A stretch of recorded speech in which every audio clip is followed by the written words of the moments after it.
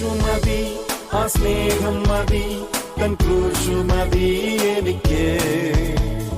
യേശു മതി, തൻ ഗീതം മതി, നിത്യജീവൻ മതി എനിക്ക്. യേശു മതി, ആ സ്നേഹം മതി, തൻ ക്രൂശു മതി എനിക്ക്. യേശു മതി. Philippians chapter 1 verse 29-30. അത് ദൈവം തന്നെ വെച്ചതാകുന്നു.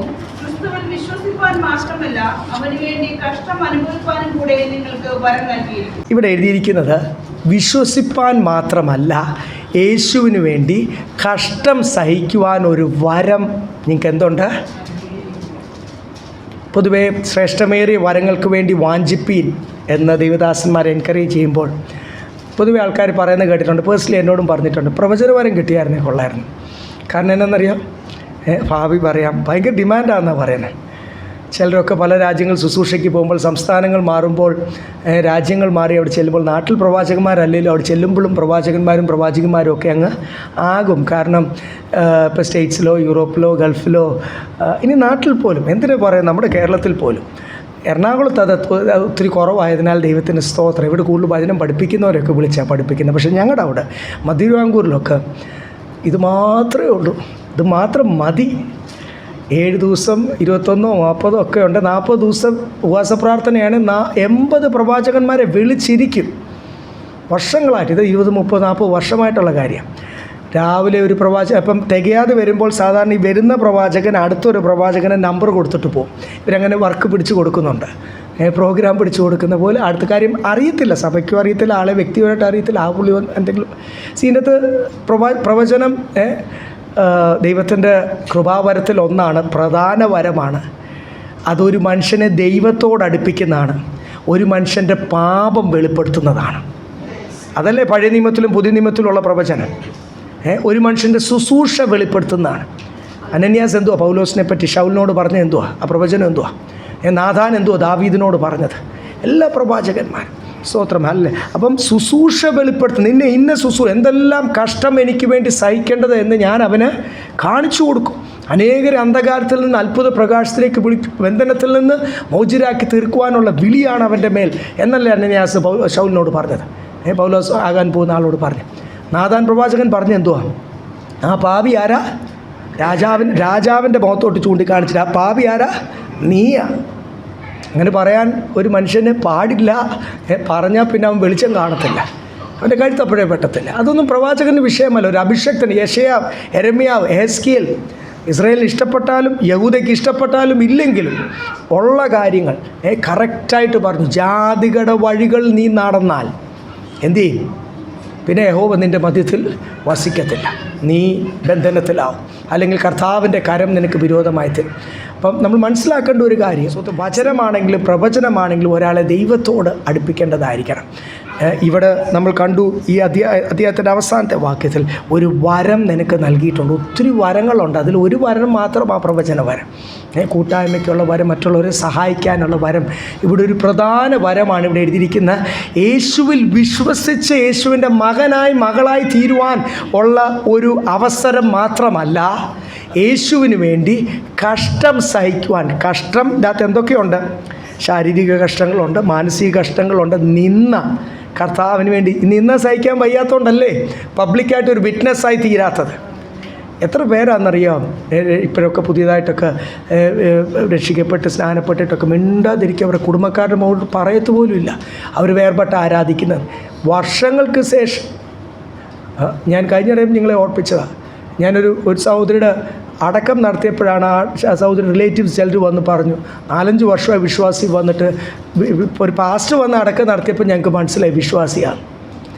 അതിൻ്റെ ഇടയ്ക്ക് ഫാമിലി ഫങ്ഷൻസ് ഒത്തിരി കൂടി, അവരെല്ലാം വിസിറ്റ് ചെയ്തു. ഇന്നേ വരെ ഞങ്ങൾ ആ സാമുദായിക സഭ നിങ്ങൾ പണ്ട് കൂടിക്കൊണ്ടിരുന്നാലും നമ്മൾ ഒന്നിച്ച് കൂടിക്കാട്ടും മാറി ഞാൻ വേർപെട്ട് ആരാധിക്കുന്ന, ആത്മാവിലും സത്യത്തിലും ആരാധിക്കുന്ന, ഞാൻ രക്ഷിക്കപ്പെട്ടു, ഞാൻ സ്നാനപ്പെട്ടു എന്നൊന്ന് പറയുവാൻ ഒരാൾക്കല്ല. ഞാൻ ജസ്റ്റ് ഒരു ഉദാഹരണം, അല്ലെങ്കിൽ കഴിഞ്ഞിടയ്ക്ക് നടന്ന ഒരു കാര്യം പറഞ്ഞെന്നുള്ളൂ. എത്ര പേരാണെന്നറിയാം, അങ്ങനെ എത്ര പേരാണ്. ഈ കാലഘട്ടത്തിൽ അത് കൂടി വരണം. സൊസൈറ്റി ബഹുമാനിക്കണം, അസോസിയേഷൻ ബഹുമാനിക്കണം, റിലേറ്റീവ്സ് അല്ലെങ്കിൽ ഫ്രണ്ട്സ് ജോലി സ്ഥലത്തൊന്നും ഒരു വിറ്റ്നസ്സായി തീരുവാൻ കഴിയാതിരിക്കുന്നതിൻ്റെ കാരണം ഇതൊരു വരമാണ് മനസ്സിലാക്കാത്തത്. നിന്ന സഹിക്കുവാനും യേശുവിന് വേണ്ടി കഷ്ടം സഹിക്കുവാനും എന്ന് വെച്ചാൽ കർത്താവ് നമ്മുടെ ജീവിതത്തിൽ കർത്താവിന് വേണ്ടി നിൽക്കുമ്പോൾ ഒരു ദേശത്ത് ഒത്തിരി പേര് പറയും ഞാനങ്ങ് കഷ്ടം സഹിച്ച് അങ്ങ് ക്ഷീണിച്ച് ചിലരങ്ങ് പെറുപെറുക്കുന്ന കാണാം. ഈ മരുഭൂമി യാത്രയുടെ ഇടയ്ക്ക് ഇസ്രയേലിന് അനുവദിച്ച കഷ്ടത ആര് കൊടുത്തതാ? എന്നിട്ട് കഷ്ടത കൊടുക്കുന്ന സമയത്ത് തന്നെ കർത്താവ് എന്ത് കൊടുത്തു? മേഘസ്തംഭവും കൊടുത്തു, അഗ്നിസ്തംഭം എന്ന് പറഞ്ഞാൽ അയ്യോ അഗ്നിയാണ് കൂടെ പോകുന്നത്, പിന്നെ ഒരു ശത്രുവും അടുക്കത്തില്ല, ലൈറ്റാണ്. ഇതിൻ്റെ അത് കർത്താവ് കൊടുക്കുന്ന അനുഗ്രഹത്തിനെല്ലാം മൾട്ടി ബെനിഫിറ്റ്സാണ് ഇല്ലേ? എന്തു വേണ്ടി? അത് ലൈറ്റാണ്. അത് രാത്രിയിലത്തെ മരുഭൂമി എന്ന് പറഞ്ഞാൽ അവിടുത്തെ രാത്രിയിലത്തെ തണുപ്പ് മൈനസ് വരെ പോകും. ആ തണുപ്പിൽ ചൂടാണ്, വെളിച്ചമാണ്, ശത്രുക്കൾക്ക് ഭയമാണ്, അടുക്കത്തില്ല. സോ അതുപോലെ തന്നെ ഈ മരുഭൂമി 55 ഞങ്ങളൊക്കെ മരുഭൂമി ജനിച്ച് വളർന്നവരാ. മരുഭൂമിയുടെ ചൂട് ഞങ്ങൾക്ക് അറിയാം. കുറച്ച് നേരം ഒരാൾ മരുഭൂമി ഇരുന്നാൽ മയങ്ങിപ്പോവും, ചത്തുപോവും, താഴെ വീഴും, കാലും കൈയൊക്കെ ഇങ്ങനെ അനക്കിക്കൊണ്ടിരുന്നില്ലേ, സർക്കുലേഷൻ ഇല്ലെങ്കിൽ ഉടനെ എന്ത് ചെയ്യും? സോൾട്ട് ടാബ്ലറ്റ്സ് കഴിക്കും മയങ്ങി പോകാതിരിക്കാൻ. അവിടെ കൺസ്ട്രക്ഷൻ ജോലിക്കാർക്ക് എന്ത് കൊടുക്കും? സോഡിയം ടാബ്ലറ്റ്സ് കൂടെ കൊടുക്കും. കാര്യം വേർത്ത് പോവല്ലേ. അതുപോലെ ആ മരുഭൂമിയിൽ 40 വർഷമാ 90 വയസ്സുകാരും 100 വയസ്സുകാരും 150 വയസ്സുകാരും അതുകൊണ്ട് ഈ കുഞ്ഞിൻ്റെ പ്രായമുള്ള കൊച്ചു പൊടിക്കുഞ്ഞ് വരെ ആ മരുഭൂമിയിൽ കൂടി നടന്നതിൻ്റെ കാരണം എന്നാണെന്നറിയാം? മേഘം. ഞാൻ വിശ്വസിക്കുന്ന ഒരു എയർ കണ്ടീഷൻ ക്ലൈമറ്റ് ഇല്ലേ? ആ മരുഭൂമിയിൽ വെറും ഒരു മേഘമല്ല, ആ മേഘത്തോടു കൂടി ഒരു തണുപ്പൊക്കെ. അല്ലെങ്കിൽ പറ്റത്തില്ല ദൈവമക്കളെ, 40 വർഷമൊന്നും ഈ രാവിലെ തൊട്ട് വൈകിട്ട് വരെ നടക്കാനും സർവൈവ് ചെയ്യുവാനും ഈ കൊച്ചു കുഞ്ഞുങ്ങൾക്ക് പറ്റത്തില്ല. അപ്പം പറ്റുന്ന നമ്മുടെ ഒരു നോർമൽ ടെമ്പറേച്ചറുള്ളൂ. ഇപ്പോഴൊക്കെ ഉണ്ട് 25-ലൊക്കെ AC ഇട്ടേക്ക്. ഇതുപോലുള്ളൊരു തണുപ്പ്, അല്ല ഇതിലും തണുപ്പ് കർത്താവല്ലേ ഒരുക്കിയിരിക്കുന്നത്. ആ 55 അല്ല 60 ഡിഗ്രി സെൽഷ്യസിൻ്റെ മധ്യത്തിൽ, ഒരു മരിപ്പച്ചയമില്ലാത്തതിൻ്റെ മധ്യത്തിൽ നല്ല മേഘസ്തംഭം, ഇതെല്ലാം കർത്താവ് ഒരുക്കും. സ്തോത്രം. അതോടുകൂടി ദൈവം പലവിധ കഷ്ടതകളാണ്. പക്ഷേ ആ മരുഭൂമി യാത്രയിൽ ഇവർക്ക് എന്തു മാത്രമേ പണിയുള്ളായിരുന്നു? പെറുപെറുക്കാനില്ലേ? ഈ പെറുപെറുത്ത് ആരെങ്കിലും ഈ കർത്താവ് പലവിധ കഷ്ടതകൾ കുറിച്ച് ദൈവം പല കാര്യങ്ങൾ അനുവദിക്കും. പല കാര്യങ്ങൾ ദൈവം നമ്മുടെ ജീവിതത്തിൽ അനുവദിക്കും. ജോലി കിട്ടിയെന്നിരിക്കും, ജോലി പോയെന്നിരിക്കും, താമസ സ്ഥലം ഉണ്ടായെന്നിരിക്കും, ഇല്ല എന്നിരിക്കും, പിള്ളേർക്ക് നല്ല സ്ഥാപനത്തിൽ പഠിക്കാൻ പറ്റിയെന്നിരിക്കും, ഇല്ലെന്നിരിക്കും, ആഹാരം കഴിക്കാൻ ഉണ്ടെന്നിരിക്കും, ഇല്ലെന്നിരിക്കും, ശരീരത്തിന് ആരോഗ്യം ഉണ്ടെന്നിരിക്കും. ഇതൊക്കെ ആരനുവദിക്കുന്നത്? റിമോട്ട് കൺട്രോൾ ആരുടെ കയ്യിലാണ്? എൻ്റെ കയ്യിലാണോ? വല്ല സ്പെഷ്യലിസ്റ്റ് ഡോക്ടറിൻ്റെ കയ്യിലാണോ? റിമോട്ട് കൺട്രോൾ ആരുടെ കയ്യിലാണ്? സൗഖ്യം കർത്താവ് തന്നാലേ സൗഖ്യമുള്ളൂ. Price the Lord. കഴിഞ്ഞ ദിവസം നമ്മൾ ആ കാര്യങ്ങൾ പറയുമായിരുന്നില്ലേ? സ്തോത്രം. കർത്താവ് തന്നാലേ ജീവനുള്ളൂ, കർത്താവ് തന്നാലേ സൗഖ്യമുള്ളൂ. കർത്താവ് തന്നില്ലെങ്കിൽ ഇനി ആരെന്ത് മെഡിക്കേഷൻ തന്നാലും ജീവനും നിലനിൽക്കത്തില്ല, സൗഖ്യവും ലഭിക്കാം. ദൈവത്തിൽ നിന്നേ വിടുതലുള്ളൂ. നമ്മൾ ആ കാര്യം ആദ്യം മനസ്സിലാക്കണം. സ്തോത്രം. കർത്താവ് അനുവദിക്കുന്ന കഷ്ടതയുടെ അകത്തോട് കടന്നു പോകുമ്പോൾ പെറുപെറുക്കല്ല ദൈവമക്കളെ, കംപ്ലൈൻറ്റ് പറയല്ല. ചിലരൊക്കെ പീരി ഇളകുന്ന കാണാം. പീരി ഇളകി കാണുന്നതൊക്കെ ദൈവത്തോട് പറ്റി പറയും. ഞാൻ കണ്ടിട്ടുണ്ട് അങ്ങനെ ആൾക്കാരെ, ഞാൻ ആൾക്കാർ പറഞ്ഞിട്ടുണ്ട്. എന്തോ ഈ പിരി ഇളകുന്നത് എന്തുവാ? Some people get wild. അവർക്കറിയത്തില്ല എന്തൊക്കെയാണ് അവർ പറയുന്നത്. ദൈവം അനുവദിക്കുന്ന കഷ്ടതയെക്കൂടി കടന്നു പോകുമ്പോൾ ഓർത്തോണം, this is a gift of the holy spirit. അങ്ങനല്ലേ? ഇതൊരു വരമാണ്. ഈ വരം, അതിനുള്ള കൃപ കിട്ടും ആരുടെ കയ്യിൽ നിന്ന്? ഈ കൃപ പ്രാപിക്കാൻ പറ്റാത്തത് പെറുപെറുക്കുന്നതുകൊണ്ടാണേ. വിശ്വസിച്ച് കർത്താവിൻ്റെ പൈതലാൻ തീരാൻ മാത്രമല്ല, ഞാൻ യേശുവിൻ്റെ പൈതൽ, ഐ എം ബോൺ അഗെയിൻ, ഞാൻ വിശ്വാസിയാന്ന് പറയുവാൻ മാത്രമല്ല, യേശുവിന് വേണ്ടി കഷ്ടം സഹിക്കുവാനും ഒരു വരം നൽകിയിട്ടുണ്ട്. പൗലോസ് അടുത്ത വാക്യത്തിൽ പറയുക, അത് എനിക്ക് മാത്രമല്ല, ജയിലിൽ കിടക്കുന്ന, അല്ലെങ്കിൽ യേശുവിന് വേണ്ടി ചക്രവർത്തിയുടെ ജയിലിൽ കിടക്കുന്ന പൗലോസും കഷ്ടതയിൽ കൂടെ കടന്നു പോകുന്ന ഈ സഭയോട് പറയാം, ഫിലിപ്പി സഭയോട് പറയുമ്പോൾ, നിങ്ങൾ നിങ്ങളുടെ ഭവനത്തിലിരുന്നാലും നിങ്ങൾ യേശുവിന് വേണ്ടി ആ ദേശത്ത് അനേക വില കൊടുക്കുന്നുണ്ട് എന്നറിയാം. കാര്യം ഇതെല്ലാവർക്കും ഉള്ളതാണ്. ഇനി ആരെങ്കിലും ഒരാൾ പറയുമ്പോൾ എനിക്കൊരു ക്രൂശുമില്ല, കഷ്ടതയില്ലെന്ന് പറഞ്ഞാൽ, ബൈബിൾ പറയുന്ന അനുസരിച്ച് I doubt you are called, നിങ്ങളെ വിളിച്ചോ ഇല്ലയോ എന്ന് എനിക്ക് സംശയമാണ്. അത് നിങ്ങളും ഒന്ന് സംശയിക്കണം. കാര്യം വിളിക്കപ്പെട്ട എല്ലാവർക്കും ഒന്നല്ലെങ്കിൽ വേറൊരു ക്രൂശ് കർത്താവ് കൊടുത്തിട്ടുണ്ട്. അത് മാറി മാറി വരും.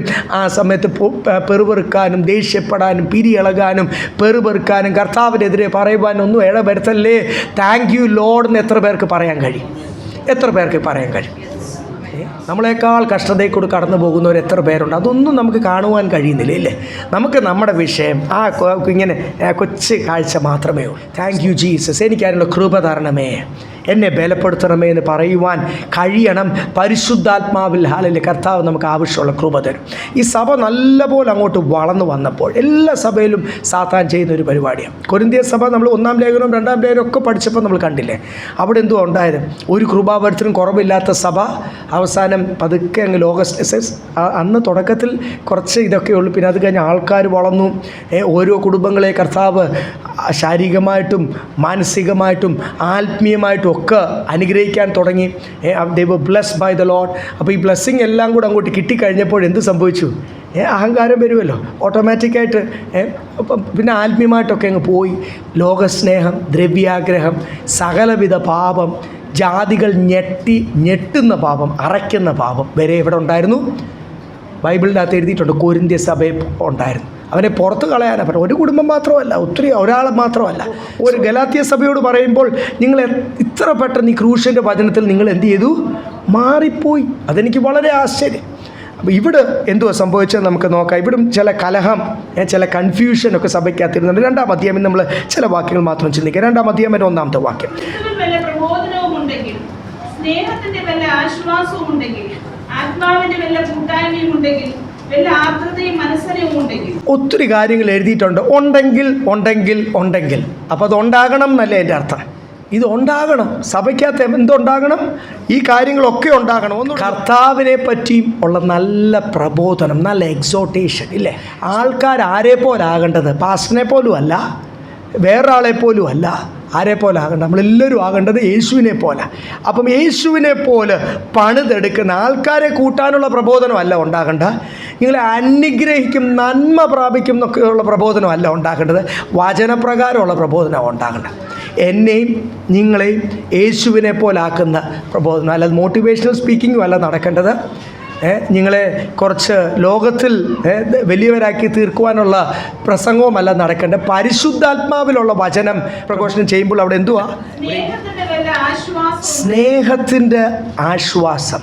ആ സ്നേഹം, ആ ആശ്വാസം ക്രിസ്തുവിൽ കൂടെയുള്ള ഇതൊരു വലിയ ഐക്യതയും. നമ്മൾ ഒരു കുടുംബമാണ്, അറിയാമല്ലോ. ഒരു സഭ എന്തുവാണ്? ഒരു കുടുംബമാണ്. സഭയ്ക്കകത്ത് ഇതൊക്കെ കുറഞ്ഞു വന്നുകൊണ്ടാണ് ഇവിടെ എഴുതിയിരിക്കുന്നത്. നിങ്ങളുടെ മധ്യത്തിൽ എന്തോ ഉണ്ടാകണം? ക്രിസ്തുവിലുള്ള സ്നേഹം, ക്രിസ്തുവിലുള്ള ആശ്വാസം. പലവിധ കഷ്ടതയിൽ കൂടെ, പലവിധ ഈ ജോലിയുടെ ടെൻഷൻ ഭയങ്കര ഭാരമാണ്. ഓരോരുത്തരും പേഴ്സണലായിട്ട് നിങ്ങൾക്ക് എടുക്കാൻ പറ്റുന്നതിനേക്കാൾ കൂടുതൽ ഭാരം എന്തുണ്ട്? ജോലിയിലുണ്ട്. ഒരു സഹോദരൻ എന്നോട് കഴിഞ്ഞ ദിവസം വന്നു, 3 ഭൂഖണ്ഡത്തിൽ ബിസിനസ് വർക്കാണ് ചെയ്യേണ്ടതായിട്ട് വരുന്നതെന്ന് പറഞ്ഞു. ചിലരൊക്കെ രാവിലെ തൊട്ട് രാത്രി വരും, ചിലർ ഓട്ട് ടൈംസിൽ നൈറ്റ് ഷിഫ്റ്റ് ചെയ്യുന്നവരുണ്ട്. ചിലരൊക്കെ ഇന്ന് വരുവാൻ കഴിയാഞ്ഞത് അവരുടെ ജോലി നിമിത്തം വളരെ ക്ഷീണിതരായിപ്പോയി. സ്തോത്രം. അപ്പം ജോലിഭാരമൊക്കെ ഭയങ്കരമാണ്. അതിൻ്റെ മധ്യത്തിൽ നമ്മൾ ദൈവസന്നിധിയിൽ വരുമ്പോൾ ഇവിടെ നിന്നും ചില കുത്തും, ചില മത്സരവും, ചില പോരാട്ടവും, സഹോദരനെ കൊച്ചാക്കുന്ന അനുഭവമൊക്കെ ഉണ്ടെങ്കിൽ ഇതിനാണോ ആശ്വാസം എന്ന് പറയുന്നത്? ദൈവസന്നിധിയിൽ വരുമ്പോൾ എന്തുണ്ടാകണം? ക്രിസ്തുവിൻ്റെ സ്നേഹം, ക്രിസ്തുവിൻ്റെ ആശ്വാസം ഉണ്ടാകണം എന്ന് പ്രൈസ് ലോർഡ് ഈ സഭയോട് പ്രബോധിപ്പിക്കുക. അപ്പം അല്ല ക്രിസ്തുവിൻ്റെ സ്നേഹം, അല്ലെ ആശ്വാസം, പിന്നെ ആത്മാവിൻ്റെ കൂട്ടായ്മ. ഇതൊരു, ഞാൻ പറഞ്ഞില്ലേ, ഒരു കുടുംബമാണ്. ഇത് പരിശുദ്ധാത്മാവിനാലാണ് നയിക്കപ്പെടുന്ന. സഹോദരനെ നിന്നേക്കാൾ ശ്രേഷ്ഠനെന്ന് എണ്ണുക, സഹോദരനെ സ്നേഹിച്ചാൽ ഒന്നും പ്രതീക്ഷിക്കാതെ ചെയ്യുക. ഇതൊക്കെ ഒരു ഫെലോഷിപ്പിൻ്റെ അകത്തുള്ളൊരു കാര്യം, ഒരു ഫാമിലി അല്ലേ? യെസ്. പരിശുദ്ധാത്മാവിലുള്ള കൂട്ടായ്മ ഉണ്ടെങ്കിൽ, ആർദ്രത, ആ ക്ലോസ്നെസ്, അഫെക്ഷൻ എന്നൊക്കെ ഇംഗ്ലീഷ് ട്രാൻസ്ലേഷൻ എഴുതിയിരിക്കുന്നത്. പിന്നെ മനസ്സലിവ്, മേഴ്സി, ഇല്ലേ? കരുണ. എന്തെങ്കിലുമൊക്കെ ചില സമയത്ത് ആരെങ്കിലും ഒരാൾ എന്തെങ്കിലും ഒരു കാര്യം പറഞ്ഞങ്ങ് ദേഷ്യപ്പെട്ടാൽ അതവരുടെ മൂഡ് വല്ലാതെ ആ പലവിധ ടെൻഷൻ നിമിത്തം എൻ്റെ സഹോദരനല്ലേ, സഹോദരങ്ങൾ സ്വന്തം. ഇപ്പോൾ ഇവർ രണ്ടിരുന്നുണ്ട്, ബ്രദേഴ്സാണ്. അതുപോലെ പല സഹോദരങ്ങൾ ഇവിടെ ഇരിപ്പുണ്ട്. അവർ തമ്മിൽ എന്തെങ്കിലുമൊക്കെ പറഞ്ഞ് അടിയുണ്ടാവും. ഇച്ചിരി കഴിഞ്ഞപ്പോൾ അവരങ്ങ് സ്നേഹിക്കും. കാരണം എന്നാ? അവർ ഒരു രക്തമാണ്, സഹോദരങ്ങളാണ്. സഭയിലും അതിങ്ങനെ മനസ്സിൽ വെച്ചുകൊണ്ടിരിക്കാതെ ആ സഹോദരൻ എന്നെ കണ്ടപ്പോൾ, ആ സഹോദരി എന്നെ കണ്ടപ്പോൾ ഒന്ന് ചിരിക്കുവാൻ കഴിയാഞ്ഞത് എന്തെങ്കിലുമൊക്കെ പ്രശ്നത്തിൽ കൂടെ ആയിരിക്കും കടന്നു പോകുന്നത്. സാധാരണ എന്നെയൊക്കെ വിളിക്കും, ഇടയ്ക്ക് ഒരു മെസ്സേജ് അയച്ചില്ല, ഈ ആഴ്ച മുഴുവൻ എനിക്ക് മെസ്സേജ് അയച്ചില്ല. അതിൻ്റെ അർത്ഥം എന്തുവാ? എന്നോട് എന്തോ പ്രശ്നമുണ്ട് എന്ന് ചിന്തിക്കാൻ പിശാച് അറിഞ്ഞുകൊണ്ട് നമ്മുടെ ഉള്ളിൽ കൊണ്ട് ഉറങ്ങുമ്പോൾ അവൻ കൊണ്ട് കള വിതയ്ക്കും. ബൈബിൾ പറയുന്നു. നമ്മൾ ആത്മീയ ക്ഷീണത്തിലൊക്കെ ഇരിക്കുമ്പോൾ എന്ത് ചെയ്യും? ലോകത്തിൻ്റെ ഓരോ കാര്യങ്ങളൊക്കെ കണ്ട് മയങ്ങിയിരിക്കുമ്പോൾ ആത്മാവിൽ ക്ഷീണിച്ചിരിക്കുമ്പോൾ ഇതുപോലത്തെ കൊണ്ട് കളകൊന്നു കണ്ട് ആ സഹോദരൻ പിന്നെ അതിവിടെ ഇങ്ങനെ ഇരിക്കും. പിന്നെ അടുത്ത ആഴ്ച നോക്കിയിട്ട് അടുത്ത ആഴ്ചയും ചിരിച്ചില്ലല്ലോ. സാത്താൻ കൊണ്ടിടുന്നത് ഐക്യതയോടുകൂടി ഒരു കുടുംബമാകട്ടെ, ഒരു സഭയാകട്ടെ പോകുന്നത് സാത്താനും സഹിക്കത്തില്ല. സാത്താൻ എന്ത് പറ്റത്തില്ല? അവന് സഹിക്കാൻ പറ്റത്തില്ല. അവിടെ എന്തെങ്കിലും ഒരു ഇടർച്ച കൊണ്ടിടും.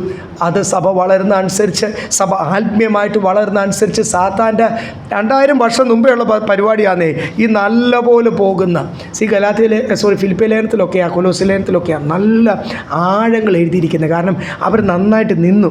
1-ാം അധ്യായം നമ്മൾ വായിച്ചില്ല. നന്നായിട്ട് നിൽക്കുന്ന ഒരു സഭ, വചനപ്രകാരം നല്ല ഡീപ്പായിട്ട് ആ കോളിങ്ങിൽ നിൽക്കുന്ന ഒരു സഭ. അപ്പോൾ ആ സഭയ്ക്കാണ് ഇടർച്ച കൊണ്ടിടുവാൻ സാത്താൻ്റെ പിടിയിലുള്ള സഭകൾ, സാത്താൻ്റെ പിടിയിലുള്ള കുടുംബങ്ങൾ.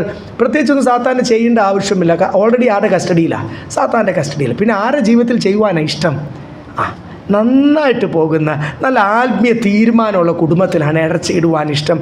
അങ്ങനെ ഈ സഭയിലും അതുകൊണ്ട് വല്ല ആർദ്രത, ക്ലോസ്നെസ്, കരുണ, എന്തെങ്കിലും ഒരു വിഷയം, എന്തെങ്കിലും ഒരു സംസാരമൊക്കെ ഉണ്ടായാലങ്ങ് ക്ഷമിക്കുവാൻ, അതല്ലേ കരുണ. കർത്താവ് നമ്മളോട് ക്ഷമിച്ച പോലെ നമുക്കും സഹോദരനോടും സഹോദരിയോടും ഒക്കെ ക്ഷമിക്കാനിടയുണ്ടായിത്തീരണം. ഈ അടുപ്പം എന്ന് പറഞ്ഞ ഇതൊരു കുടുംബം എന്നുള്ളൊരടുപ്പമാണ്.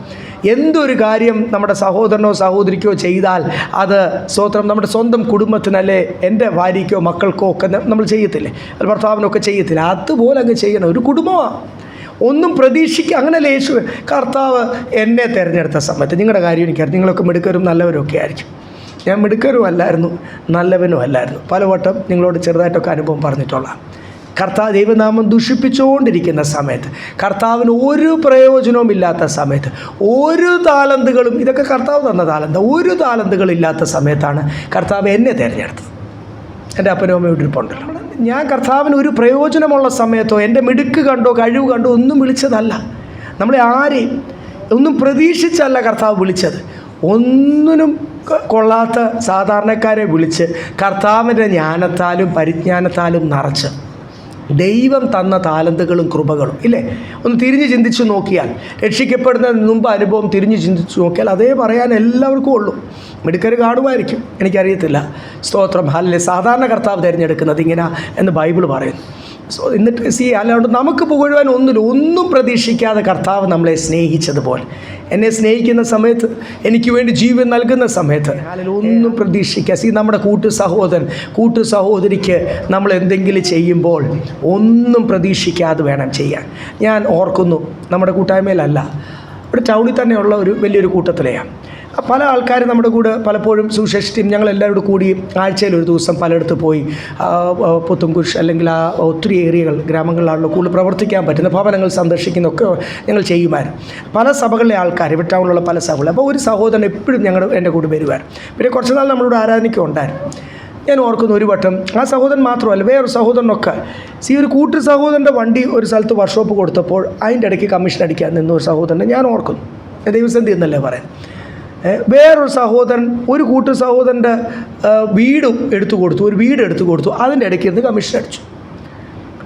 ഇതെല്ലാം ഒരു സഭയിലെ ആൾക്കാരാണ്. അല്ലാതെ ഒരു വിശ്വാസി വേറൊരു സഭയിലെ വിശ്വാസിക്ക് വേണ്ടി ഉപകാരം ചെയ്ത കാര്യമല്ല എന്ന് പറയുന്നത്. ഒന്നിച്ചിരുന്ന് ആരാധിക്കുന്ന നമ്മുടെ കൂട്ടത്തിലെ അല്ല, നമ്മുടെ ആയിട്ട് ബന്ധമുള്ളവരല്ല. പക്ഷേ എനിക്കറിയാം അവരെ. ഞങ്ങൾ ഒന്നിച്ച് ആഴ്ച ഒരിക്കൽ സുവിശേഷ പ്രവർത്തനത്തിന് ഒന്നിച്ച് കൂടുന്നവരാണ്.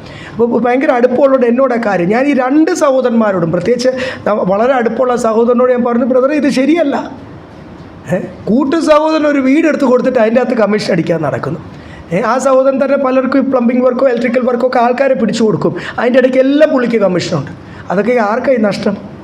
ഈ കമ്മീഷൻ എന്ന് പറഞ്ഞാൽ ആരും പോക്കറ്റിൽ നിന്ന് എടുത്ത് കൊടുക്കുന്നതല്ലല്ലോ, അത് ആരുടെ നിന്ന് വാങ്ങിച്ചു കൊടുക്കുന്ന, അത് ഈ വീട്ടുകാരുടെ ഈ കൂട്ടു സഹോദരൻ്റെ നിന്ന് വാങ്ങിച്ചു കൊടുക്കുന്ന.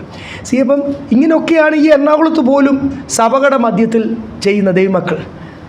അതൊരിക്കലും പാടില്ല. നമ്മുടെ കുടുംബം ഒരു കുടുംബമാതേ മക്കളെ, ഒന്നും പ്രതീക്ഷിക്കാതെ കർത്താവ് നമ്മളെ സ്നേഹിച്ചതുപോലെ ഒന്നും തിരിച്ച് പ്രതീക്ഷിക്കാതെ നിങ്ങൾക്ക് നിങ്ങളുടെ കൂട്ടു സഹോദരിയോ സ്നേഹിക്കുവാൻ കഴിയുന്നില്ലെങ്കിൽ പരിശുദ്ധാത്മാവ് ഉള്ളിലുണ്ടോ എന്ന് നോക്കണം. ഇനി അങ്ങനെ എന്തെങ്കിലും സ്വഭാവങ്ങൾ എവിടെയെങ്കിലും ഒരു മൂലയ്ക്ക് ജഡമിങ്ങനെ ഇടയ്ക്ക് പറയുവാണെങ്കിൽ no, praise the Lord, this is my family, ഞങ്ങളൊരു കുടുംബമാണ്, ഒന്നിച്ച് നിൽക്കുവാൻ. അതുകൊണ്ടാണ് ഇവിടെ എഴുതിയിരിക്കുന്നത്, നിങ്ങളുടെ മധ്യത്തിൽ എന്തൊക്കെ ഉണ്ടാകണമെന്ന് എഴുതിയിട്ട് ലാസ്റ്റിൽ ആർദ്രത, ആ ക്ലോസ്നെസ്, ആ കരുണ, ആ സ്നേഹം, ഇതൊക്കെ നിങ്ങൾക്ക് ഉണ്ടെങ്കിൽ നിങ്ങൾ എന്ത് ചെയ്യണം? ഏക മനസ്സുള്ളവരായി,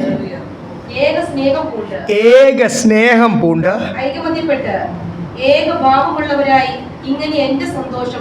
എന്നാൽ മാത്രമേ എനിക്ക് കർത്താവിൽ സന്തോഷിക്കുവാൻ കഴിയൂ. കാര്യം കുറേ വർഷങ്ങൾ ഫിലിപ്പിയിൽ വന്ന് താമസിച്ച് പ്രവർത്തിച്ച് വില കൊടുത്തുണ്ടായതായി സഭ എന്ന് അപ്പോസ്തലൻ അവരെ ഓർപ്പിക്കുന്നത്.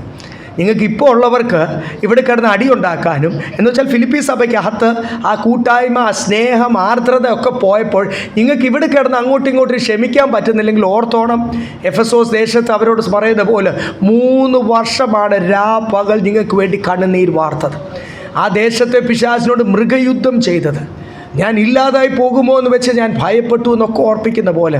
സ്തോത്രം. അതുകൊണ്ട് ആ അപ്പോസ്തലനെ പറയാം, ഫിലിപ്പിയിൽ ലുദിയ ആദ്യത്തെ വിശ്വാസി, ഓരോ വിശ്വാസികൾ എങ്ങനെ ഉണ്ടായി നമ്മൾ കഴിഞ്ഞ ദിവസങ്ങളൊക്കെ പഠിച്ചില്ലേ.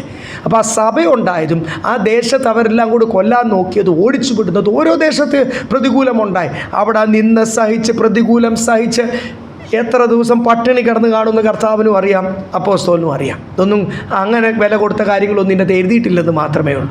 പക്ഷേ അപ്പോസ്തലൻ ആ ലിസ്റ്റ് എഴുതുമ്പോൾ എഴുതിയിട്ടുണ്ട്, പലവട്ടം പട്ടിണി, പൈതാഹം, നിന്ന, കഷ്ടത, ഇതെല്ലാം ആ ലിസ്റ്റിൻ്റെ അകത്ത് എഴുതിയിട്ടുണ്ട്. അപ്പോൾ എത്ര പട്ടിണി കിടന്നാണ് ഓരോ ദേശക്കാരും ഇവിടെ ചെല്ലുന്നുണ്ടെങ്കിൽ ഇവിടെ ദൈവമക്കൾ ഇരിപ്പില്ല, തനിക്ക് ആഹാരം ഒരുക്കാനും തനിക്ക് വേണ്ട അറേഞ്ച്മെൻറ്റ് ചെയ്യുവാൻ. താൻ തന്നെ സപ്പോർട്ട് ചെയ്യുന്നത് എന്തെങ്കിലുമൊക്കെ പാർട്ട് ടൈമായിട്ട്, അല്ലെങ്കിൽ ആ സമയത്ത് എല്ലാവരോടും ചെയ്യുന്ന ജോലിയൊക്കെ ചെയ്താൽ ചെല്ലുന്നുണ്ടെങ്കിൽ ഒരു സ്ഥലത്ത് കിട്ടത്തില്ല. അപ്പോൾ അതൊക്കെ ഒന്ന് അറേഞ്ചായി വരുന്നവരും താൻ എന്ത് ചെയ്യും? ഒരു കുടുംബമൊക്കെ മുൻപോട്ട് വരുന്നവരും ശരിക്കും പട്ടിണി കിടന്നു. അതുകൊണ്ട് നിങ്ങൾ സ്നേഹത്തോടുകൂടി ഇരുന്ന് കർത്താവിൻ്റെ നാമം ദേശത്ത് ദുഷിപ്പിക്കാതെ ക്രിസ്തുവിൻ്റെ മക്കൾ ആരാന്ന് ദേശത്ത് കാണിച്ചു കൊടുക്കണം. ഒരു കുടുംബമായിക്കോട്ടെ, കുടുംബത്തിൽ സ്നേഹവും ഐക്യതയും വേണം. സഭയായിക്കോട്ടെ, സഭയിൽ സ്നേഹവും ഐക്യതയും വേണം. ജാതികൾ നമ്മളെ നോക്കുന്നുണ്ട്, അനേക ജാതികൾ നമ്മളെ നോക്കുന്നുണ്ട്. 100 കണക്കിനല്ല 1000 ആൾക്കാർ ചുറ്റിനും നമ്മുടെ ഉള്ളവർ നോക്കുക. നിങ്ങൾ ഭയങ്കര ആത്മീയരാന്ന് പറഞ്ഞു, ക്രിസ്തുവിനെ പ്രസംഗിക്കുന്നു, ബൈബിൾ എടുത്തുകൊണ്ട് നടക്കുന്നു, നിങ്ങളുടെ ജീവിതത്തിൽ എന്തുവാ മാറ്റം? അപ്പോൾ ജാതികൾ പോലും നമ്മളെക്കാൾ എത്ര ഡീസൻ്റാണ്.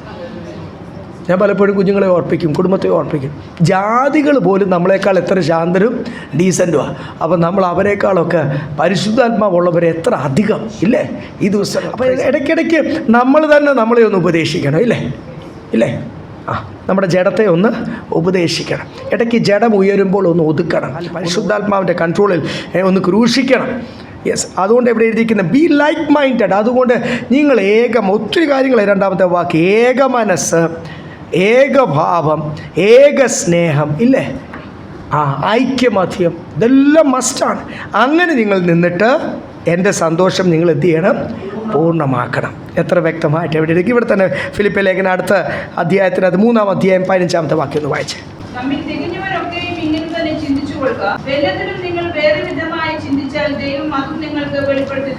നിങ്ങൾ ഇങ്ങനെ ചിന്തിക്കണം, ഏക മനസ്സ്, ഏകഭാവം, ഐക്യമത്യം എന്നൊക്കെ പറഞ്ഞിട്ട് ഇവിടെ എഴുതിയിരിക്കുക, തികഞ്ഞവരൊക്കെ ഇങ്ങനെ തന്നെ ചിന്തിക്കണം. ഇനി those who are mature and have this mind എന്നാണ് English Bible എഴുതിയേക്കുന്നത്.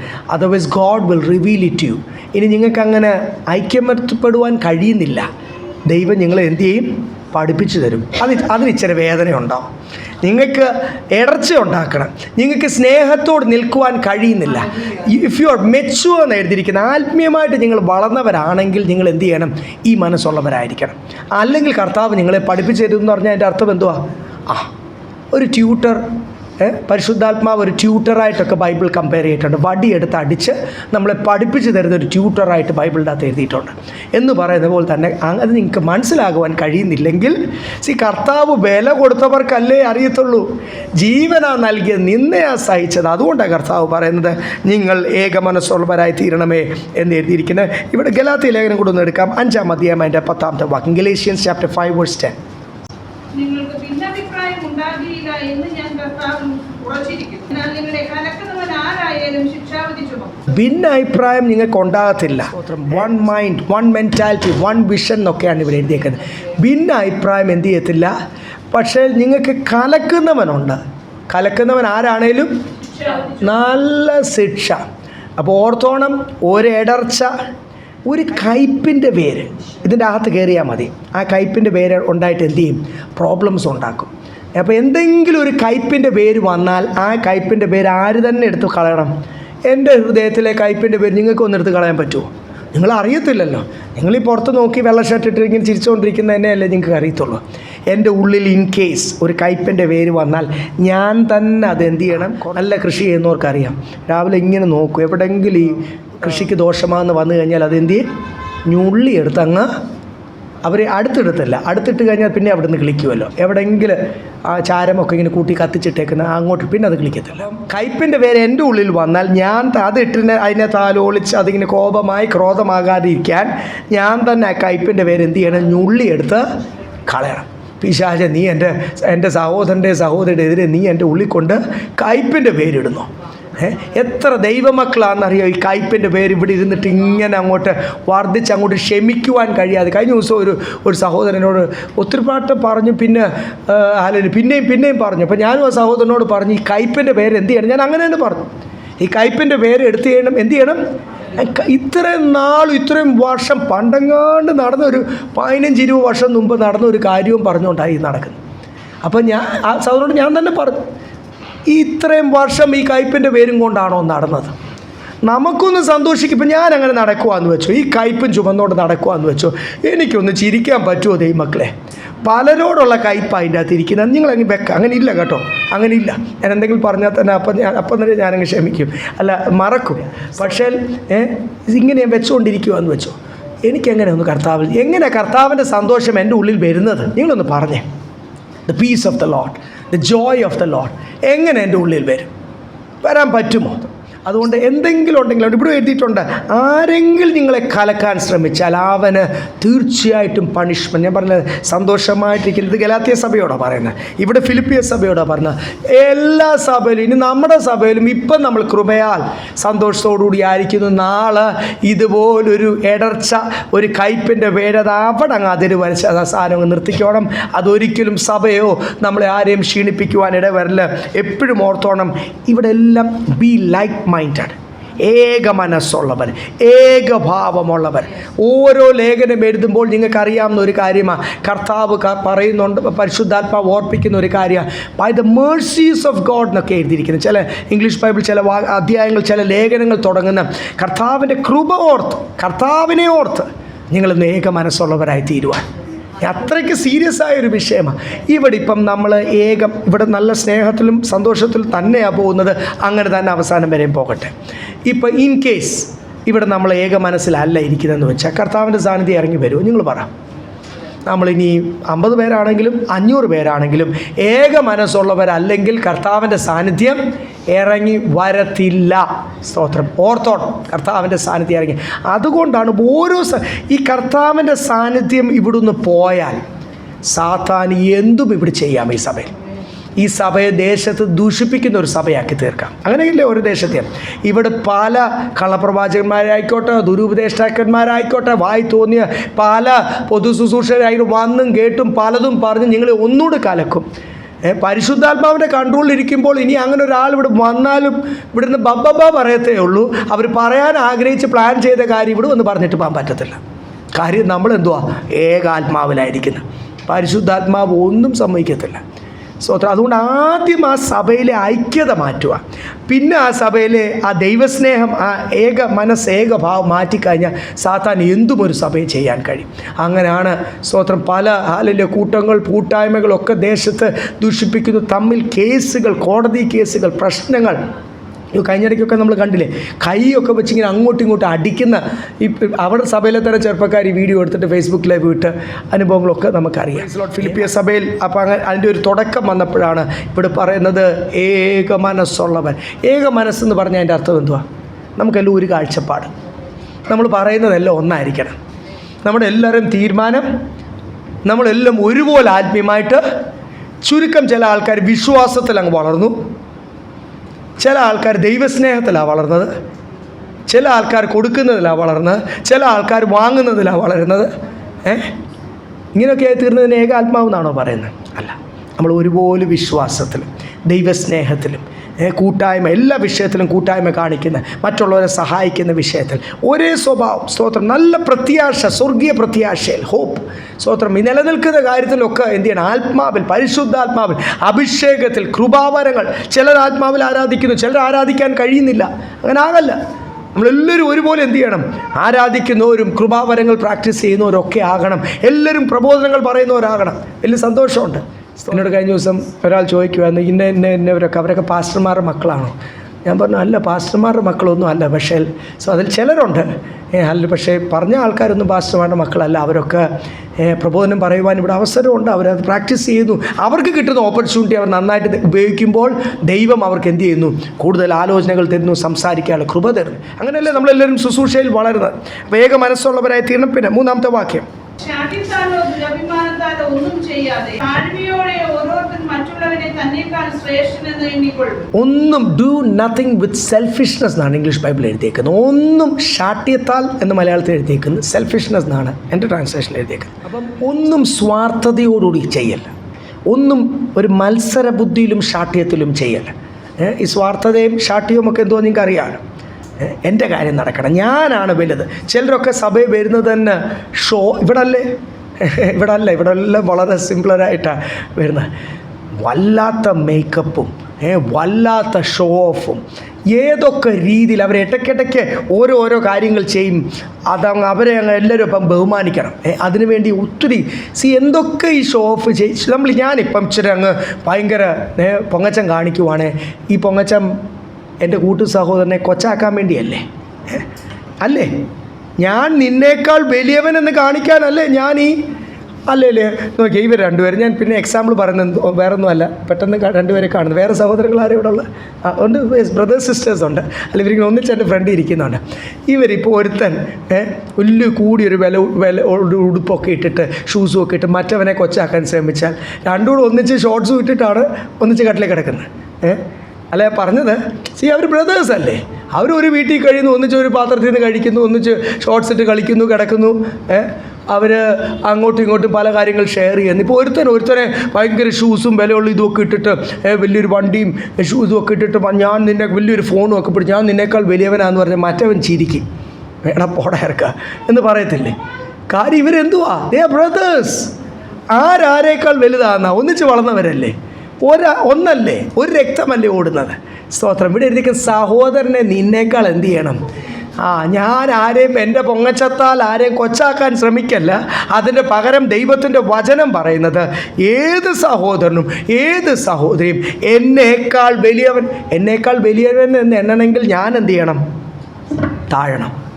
I have to humble myself. ഇല്ലേ? എത്ര പേർക്കത് പറ്റും? തീരുമാനമെടുക്കാം. Praise the Lord. ഹല്ലേലൂയ. ഈ ദേശത്ത് മാനിക്കപ്പെടും എന്നുള്ള പ്രബോധനങ്ങളും അങ്ങനെയുള്ള നിങ്ങൾ വലിയവരായി തീരും, അങ്ങനെ വേൾഡ്ലി ബ്ലെസ്സിങ്സിനെ പറ്റിയും പ്രോസ്പെരിറ്റിയെ പറ്റിയുള്ള പ്രസംഗങ്ങൾ ഒത്തിരി യൂട്യൂബിലൊക്കെ കടന്ന് കറങ്ങുന്നുണ്ടായിരിക്കും, കേൾക്കാറുണ്ടായിരിക്കും, കൺവെൻഷനുകൾ പറയുന്നുണ്ടായിരിക്കും.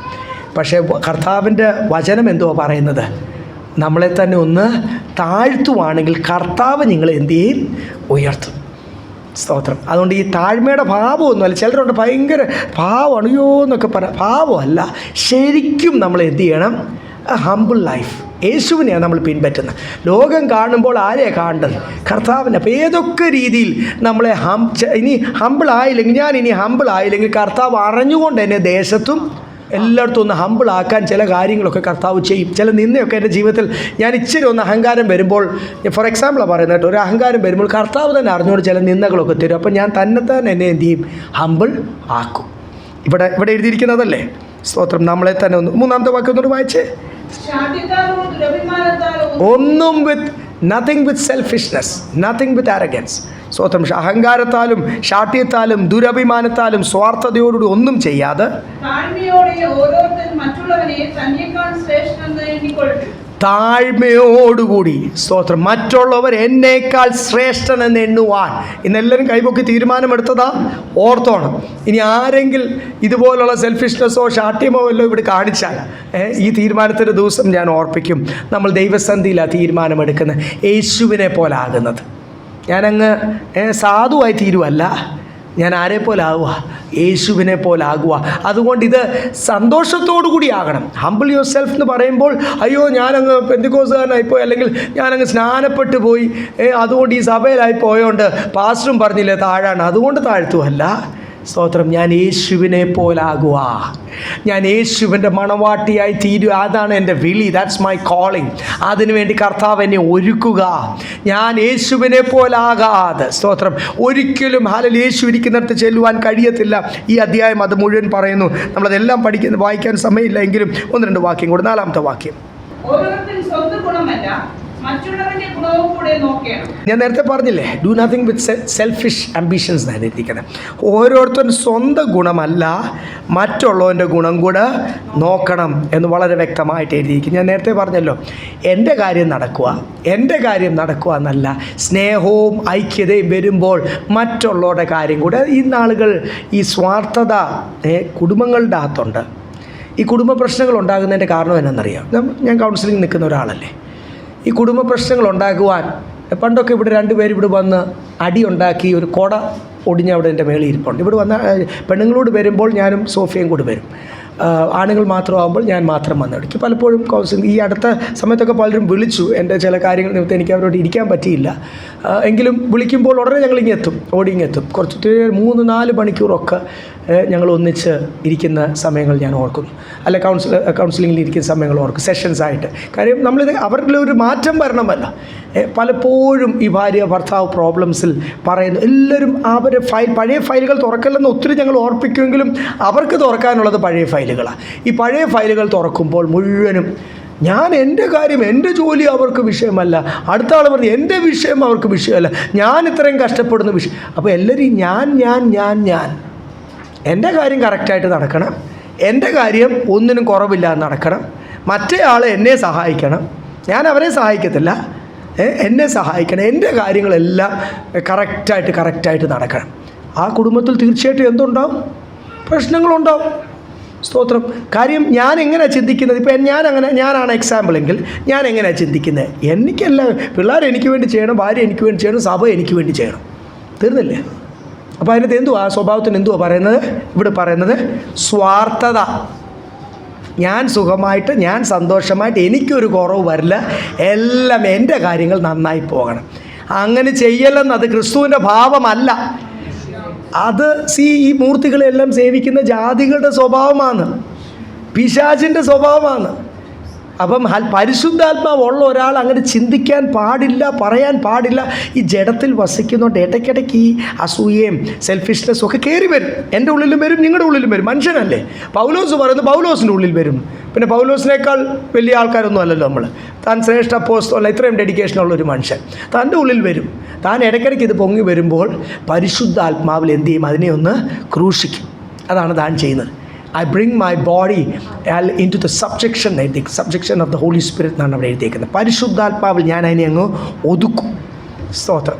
അപ്പം ഇവിടെ നമ്മൾ കണ്ടു, ഒന്നും സ്വാർത്ഥതയോടുകൂടി ചെയ്യല്ല. സഹോദരൻ്റെ വിഷയങ്ങളോട് നിൻ്റെ വിഷയം എന്ന് പോലെ ചെയ്യണം എന്ന് ഫിലിപ്പിയിലെ സഭയെ ഓർപ്പിക്കുന്നു. കാര്യം അങ്ങനെയാണ് അവർ തുടങ്ങിയത്. നല്ല സ്നേഹത്തോടുകൂടിയാണ് തുടങ്ങിയത്. കുറച്ച് കഴിഞ്ഞ് ആ സ്നേഹവും ഐക്യതയൊക്കെ പോയപ്പോൾ എൻ്റെ കാര്യം നടക്കണം.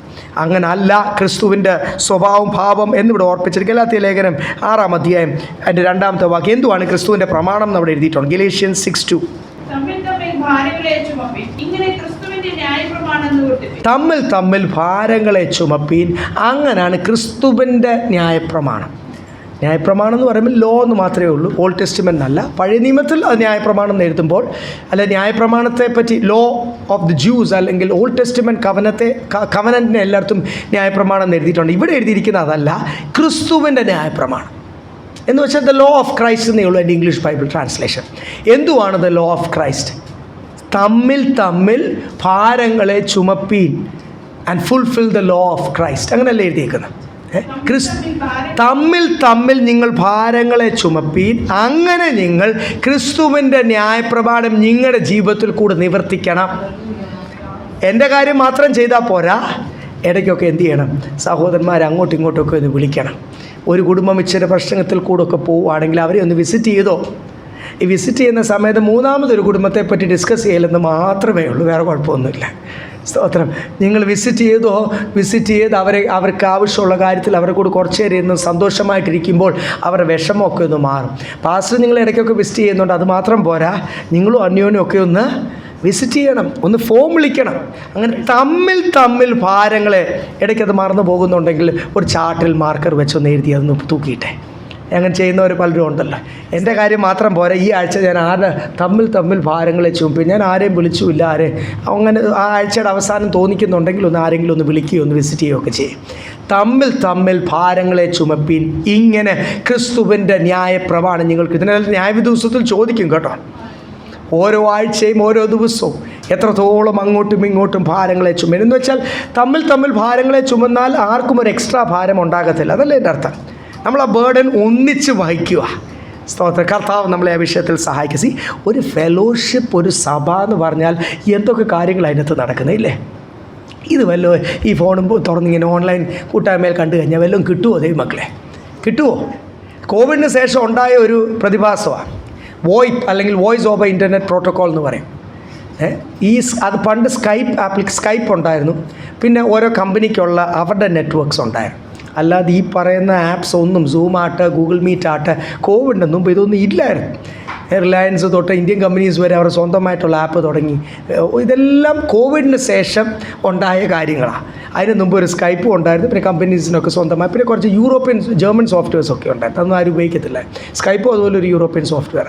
അപ്പോൾ ഈ കമ്പനീസിന് അറിയാം വീഡിയോ കോൺഫറൻസിങ് എന്തുവാണ്. ഇപ്പോൾ എല്ലാ സാധാരണക്കാർക്കും അറിയാം എന്തുവാണ്. കോവിഡിന് ശേഷം ഫോൺ അങ്ങോട്ട് തുറന്നു വെക്കുക, വീഡിയോ കോൺഫറൻസ്. ആരാധനയ്ക്ക് വരാൻ പറ്റിയില്ലെങ്കിൽ അല്ലെങ്കിൽ എന്തെങ്കിലും ഒരു കാര്യത്തിൽ, ഇപ്പോൾ നമുക്കൊക്കെ ഇവിടെ ആരാധന ഉണ്ടല്ലോ, പല സ്ഥലത്തും പല ആൾക്കാരും ആരാധനയ്ക്ക് പോകുവാൻ താല്പര്യപ്പെടുന്നതിനേക്കാൾ കൂടുതൽ എളുപ്പമാണല്ലോ. ഞാൻ ആ കോവിഡ് സമയത്ത് നമ്മളെല്ലാം ഇത് ശരിക്കും എല്ലാവരും ഇത് അനുഭവിച്ചതാണ്. ഞങ്ങളിവിടെ ആ ഹോൾ പൂട്ടിയിട്ടില്ല. 2 മാസം ആ ഒരു ഫുൾ ലോക്ക്ഡൗണിൻ്റെ സമയത്ത് ഒഴികെ ബാക്കി 5 പേര് കൂടി ആരാധിക്കാം, 20 പേര് കൂടി ആരാധിക്കാം. പാലാരിവട്ടം സ്റ്റേഷൻ്റെയും നോർത്ത് സ്റ്റേഷൻ്റെയും ജീപ്പ് ഇവിടെ ഫ്രണ്ടിൽ ഇവിടെ പാർക്ക് ചെയ്യുന്നത്. ഇവിടെ എപ്പോഴും ഇവിടെ വന്നിങ്ങനെ വയർലെസ് ഓൺ ചെയ്തിട്ടേക്കുന്നത് കാണാം. ഇവിടെ ഒന്നും ആരെയും കൊണ്ട് നടത്തിക്കത്തില്ലല്ലോ. അപ്പം ഞങ്ങളിവിടെ വന്ന് ആരാധിക്കും. കുറച്ച് ദൈവമക്കളൊക്കെ ഇവിടെ വരുന്നുണ്ടായിരുന്നു. ആരും പോലീസും ഇങ്ങോട്ട് കയറി വന്നില്ല, ഒരു കുഴപ്പമില്ല. ഞങ്ങൾ ഫുൾ ടൈം ഇവിടെ ആരാധിച്ചു. എല്ലാവർക്കും വരാൻ പറ്റിയില്ല എന്നുള്ളത് കറക്റ്റ്. ആ സമയത്ത് ഓൺലൈൻ ഇവിടെ ഉള്ളവർ കൂടി ആരാധിച്ചു, ബാക്കി ഓൺലൈൻ ബ്രോഡ്കാസ്റ്റ് ചെയ്യുന്നുണ്ട്. ഈ ഓൺലൈൻ്റെ ഒരു വലിയൊരു സുഖം എന്തുവാ, അത് കഴിഞ്ഞ് നമുക്ക് ഇടക്കൂട്ടായ്മകളും കുറച്ചാൾ ഓൺലൈൻ. കുളിക്കണ്ട, നേരത്തെ എഴുന്നേക്കണ്ട, ഒരുങ്ങുന്നതിന് എന്തൊക്കെയുണ്ട്, ഒത്തിരി കാര്യങ്ങൾ, ഉടുപ്പ് തേക്കണം, ഒത്തിരി വിഷയങ്ങളുണ്ടല്ലോ, ഒത്തിരി കാര്യങ്ങൾ ഒരുങ്ങണം. ഒന്നും ചെയ്യണ്ട, എന്തെങ്കിലുമൊക്കെ ചവച്ചുകൊണ്ടും ക്യാമറ ഓഫ് ചെയ്ത് വെച്ച് എവിടെയെങ്കിലുമൊക്കെ ആ കിടക്കുന്ന ബെഡ്ഷീറ്റ് മൂടി വേണേൽ അവിടെ ഫാനും കൂട്ടിയിട്ട് കിടക്കാം. വേണേൽ ചുമ്മാതെ ക്യാമറ ഓൺ ചെയ്ത് നോക്കുന്നുണ്ടെങ്കിൽ ദൈവദാസൻ വിചാരിക്കും 150 പേരുണ്ടല്ലോ, അല്ലെ 60 പേര് 70 പേരുണ്ടല്ലോ, ദൈവദാസനെയും കളിപ്പിക്കുക, കർത്താവിനെ കളിപ്പിക്കുക എന്നവർ ഓർക്കുന്നില്ലായിരിക്കും. ചിലർ കേൾക്കുന്നുണ്ടായിരിക്കും, ഇല്ലെന്ന് ഞാൻ പറയുന്നില്ല. എന്തെങ്കിലുമൊക്കെ ചെയ്തുകൊണ്ട് കേട്ടോണ്ടൊക്കെ ഇരിക്കുക. ഈ ഓൺലൈൻ കൂട്ടായ്മയിൽ ഒന്നും കിട്ടാത്ത ചില പ്രമാണമാണ് ദൈവത്തിൻ്റെ വചനം. ഈ കൂട്ടായ്മ എന്ന് പറഞ്ഞാൽ പ്രസംഗം കേൾക്കുക എന്നല്ല ദൈവമക്കളെ. ആരാ പറഞ്ഞ കൂട്ടായ്മ എന്ന് പറഞ്ഞ പ്രസംഗം കേൾക്കുക? കൂട്ടായ്മ എന്ന് പറഞ്ഞാൽ കൈയടിച്ച് പാട്ടുപാടുക അല്ല. കൂട്ടായ്മ എന്ന് പറഞ്ഞാൽ ഒരു ഇൻസ്ട്രുമെൻറ്റ്സ് ഒക്കെ ഇവിടെ വെച്ചിട്ട് ഓപ്പറേറ്റ് ചെയ്യുക അല്ല. കൂട്ടായ്മ എന്ന് പറഞ്ഞാൽ എല്ലാവരും കൂടി ഒരു ഹോളിനകത്ത് ഇരിക്കുക മാത്രമല്ല. കൂട്ടായ്മയ്ക്കകത്ത് നമ്മുടെ ജീവിതത്തിൽ നടക്കേണ്ട ചില പണികളുണ്ട്. നമ്മളൊരു വർക്ക്ഷോപ്പിൽ ഒരു വണ്ടി കൊണ്ട് കൊടുക്കുമ്പോൾ, വണ്ടി പുത്തനായിരിക്കുമ്പോൾ കുഴപ്പമില്ല, 2-3 വർഷം കഴിയുമ്പോൾ തൊട്ട് തുടങ്ങും. അവിടെ ഇവിടെ വിൻഡോ തുറക്കുമ്പോൾ കിറുക്കി എന്ന് പറഞ്ഞ ശബ്ദം കേൾക്കും. വണ്ടി ഇങ്ങനെ കിടുകിടുകിടുകിടു എന്നൊക്കെ പണ്ടില്ലേ, കുഴി ചാടുമ്പോൾ ആകെപ്പാടാൻ. നമ്മൾ വർക്ക്ഷോപ്പിൽ കൊണ്ട് കൊടുക്കുമ്പോൾ എന്തോ പറയുന്നത്, കുറേ പണികൾ, നമ്മൾ 10-12 കാര്യം, അവർ ജോബ് ലിസ്റ്റൊക്കെ ഉണ്ട്, ചാർട്ടൊക്കെ അവരങ്ങ് എഴുതും. വണ്ടിക്ക് അവിടെ ബുഷ് മാറ്റണം, ഇവിടെ കുലുക്കമുണ്ട്, അവിടെ അത് മാറ്റം, സസ്പെൻഷൻ സൗണ്ട്, ആ സൗണ്ട്, ഈ സൗണ്ട്. ഇത് തിരിച്ച് കിട്ടുമ്പോൾ എങ്ങനെ കിട്ടും? എല്ലാം നല്ല റിഫൈൻഡായിട്ട്. പലപ്പോഴും വർക്ക്ഷോപ്പിൽ നിന്നൊക്കെ തിരിച്ച് നമ്മൾ കൊണ്ടുവരുമ്പോൾ വിചാരിക്കും, ഇത് പുതിയ വണ്ടി പോലെ ആയല്ലോ എന്നൊക്കെ ചിന്തിക്കും. ആ പണികളെല്ലാം കറക്റ്റായിട്ട് കഴിഞ്ഞാൽ ഇറ്റ് ബിക്കംസ് ന്യൂ. നമ്മൾ ഓരോ പ്രാവശ്യവും കൂട്ടായ്മ വരുമ്പോൾ എൻ്റെ ജഡത്തിൻ്റെ, എൻ്റെ പേഴ്സണാലിറ്റിയിൽ, എൻ്റെ പാരമ്പര്യ സ്വഭാവത്തിന് എവിടെയെങ്കിലുമൊക്കെ കുഴപ്പങ്ങളുണ്ടെങ്കിൽ ഉണ്ടാവുമല്ലോ. അതെൻ്റെ അപ്പൻ്റെ അമ്മയുടെ അല്ലെങ്കിൽ എൻ്റെ കുടുംബ സ്വഭാവമൊക്കെ അല്ലേ. അതും ക്രിസ്തുവിൻ്റെ സ്വഭാവവും സ്വർഗീയ സ്വഭാവവുമായിട്ട് ചേരത്തില്ലല്ലോ, അത് ലോകത്തിലെ സ്വഭാവമല്ലേ. അപ്പോൾ എവിടെയൊക്കെ എൻ്റെ സ്വഭാവത്തിന് മാറ്റം വരണമോ, ഈ സ്വാർത്ഥത, ഈ അസൂയ, ഞാൻ പറയില്ല, ഈ സഭയിൽ ഇടച്ചുണ്ടാക്കുന്ന വിഷയങ്ങൾ അസൂയ എത്ര പേർക്കാന്ന് ഞാൻ ഇത്രയും ഡീറ്റെയിൽ ആയിട്ട് പറയുന്നത് വേറെ ഒന്നും അല്ല. ഇതൊന്നും ഒരിക്കലും ഈ ആത്മീയ കൂട്ടായ്മയെ കടക്കല്ല. സ്തോത്രം. കാരണം എത്ര പേർ ഒരു സഹോദരൻ ഒരു നന്മ അല്ലെങ്കിൽ എന്തെങ്കിലും ഒരു നല്ല കാര്യം ജീവിതത്തിലുണ്ടോ അവരെ സാക്ഷ്യം പറയുമ്പോൾ എത്ര പേരുടെ മുഖമാണ്. ഇങ്ങനെയൊക്കെ പോകുന്നതെന്നറിയാം. ആ സഹോദരൻ്റെ കൂടെ ഒന്ന് സന്തോഷിക്കുവാൻ കഴിയാത്ത എത്ര പേരുണ്ടെന്നറിയാം. ഇവിടെ ഇല്ല, ഇവിടെ എല്ലാവരും സന്തോഷിക്കുന്നവരാ. സ്തോത്രം. ഇതിങ്ങനെ തന്നെ ആയിരിക്കണം അവസാനം വരെ. അല്ലെങ്കിൽ സഹോദരൻ ഒരു നന്മ വരുമ്പോൾ, ഒരു പ്രശ്നം വരുമ്പോൾ, എന്തൊരു വിഷയം വന്നാലും അല്ലെങ്കിൽ കൂടെ നിൽക്കുവാനും അവരുടെ സന്തോഷത്തിൽ ഒന്നിച്ച് സന്തോഷിക്കുവാൻ, അവരുടെ ദുഃഖത്തിൽ ഒന്നിച്ച് ചേരുവാനും ഒക്കെ കഴിയണം എന്നാണ് ഇവിടെ വ്യക്തമായിട്ട് എഴുതിയിരിക്കുന്നത്. അതുകൊണ്ട് ഈ വിധ സ്വഭാവങ്ങളെല്ലാം മാറിയിട്ട് ഇവിടെ നമ്മൾ 6-ാമത്തെ അധ്യായം അല്ലെങ്കിൽ ഗലാത്യർ 6 നമ്മൾ വായിച്ചില്ലേ, തമ്മിൽ ഭാരങ്ങളെ ചുമപ്പീൻ, ഇങ്ങനെ ക്രിസ്തുവിൻ്റെ ന്യായപ്രമാണം ഇല്ല. Same mind of Jesus. 5-ാമത്തെ വാക്യം വായിച്ചോ. യേശുവിൻ്റെ അതേ ഭാവം തന്നെ നിങ്ങളിലും ഉണ്ടായിരിക്കട്ടെ. Let the same mind of Jesus, അല്ലെ let the mind of Jesus be in you. ആ യേശുവിൻ്റെ ഭാവം എന്തുവാന്ന് നിങ്ങൾ രക്ഷിക്കപ്പെട്ട സ്നാനപ്പെട്ടപ്പോൾ ഉടനെ അറിഞ്ഞു കാണത്തില്ല. പക്ഷേ യേശുവിൻ്റെ സ്വഭാവവും ആ മൈൻഡ് ഓഫ് ജീസസ്, ആ മനസ്സ് നമ്മൾ അറിഞ്ഞുകൊണ്ടിരിക്കുക അല്ലേ. നമ്മൾ അവനെ രുചിച്ചറിഞ്ഞുകൊണ്ടിരിക്കുക. നമ്മൾ എല്ലാവരും കർത്താവിനെ പൂർണ്ണമായിട്ട് അറിഞ്ഞവരാരെങ്കിലും ഇവിടെ ഉണ്ടോ? തികവ് പ്രാപിച്ചവരിവിടെ ഉണ്ടോ? ഇല്ല. നമ്മളെല്ലാം യാത്രയില്ല. ഓരോ ദിവസവും കർത്താവിനെ അറിഞ്ഞുകൊണ്ടിരിക്കുക. ചിലർ രോഗം വരുമ്പോൾ, പലരും ചോദിക്കുന്ന ഡൗട്ടാണ്, രോഗം വരുമ്പോൾ ആശുപത്രി പോകാൻ പാടുണ്ടോ? അല്ലെങ്കിൽ വേറെ എന്തെങ്കിലും ഒരു വിഷയം വരുമ്പോൾ മനുഷ്യരിൽ ആശ്രയിക്കാൻ പാടുണ്ടോ? ഇന്ന കാര്യത്തിന് പാടുണ്ടോ? ഇതൊന്നും ചിലർക്കൊക്കെ സഭാനിയമമായിരിക്കും. ഇന്ന കാര്യം, ഇങ്ങനത്തെ ഡ്രസ്സ് ഇടാൻ പാടുണ്ടോ? ഇങ്ങനത്തെ കാര്യം ഉപയോഗിക്കാൻ പാടുണ്ടോ? ഇത് കർത്താവിനെ നമ്മൾ രുചിച്ചറിയുമ്പോൾ ഇതൊന്നും സഭാനിയമമൊന്നുമല്ല. വചനത്തിൽ പ്രമാണം ഉള്ളതൊക്കെ പ്രമാണമായിട്ട് തന്നെയുണ്ട്, അത് പാലിച്ചാലേ പറ്റും. ഇത് കർത്താവിനെ നമ്മൾ രുചിച്ചറിയുമ്പോൾ ഓരോ ദിവസവും ഞാൻ യേശുവിനോട് ചേർന്നല്ല നടക്കുന്നത്. അത് കർത്താവ് അത് ആഗ്രഹിച്ച്. ഏദൻ തോട്ടം പണിത് എന്തിനാ ഏദൻ തോട്ടം പണിത്? ഏദൻ തോട്ടം സ്വർഗീയ സ്റ്റാൻഡേർഡ്സിലാണ്, നിങ്ങൾക്കറിയാമല്ലോ. കാര്യം ഇവിടെ ആദാമും ഹവ്വയും മാത്രം താമസിച്ചാൽ പോരാ, എല്ലാ ദിവസവും കർത്താവിന് ഇറങ്ങി വന്ന് ഇവരുടെ കൂടെ നടക്കണ്ട.